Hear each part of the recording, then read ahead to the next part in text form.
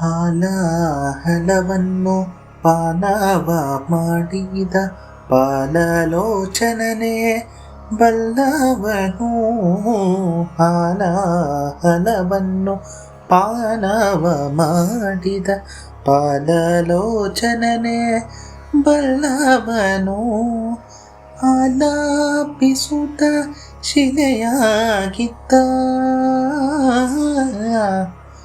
ಚರಿತಂ ರಘುನಾಥಸ್ಯ ಶತಕೋಟಿಪ್ರವಿಸ್ತರಂ ಏಕೈಕಮಕ್ಷರಂ ಪುಂಸಾಂ ಮಾಪಾತಕನಾಶನಂ.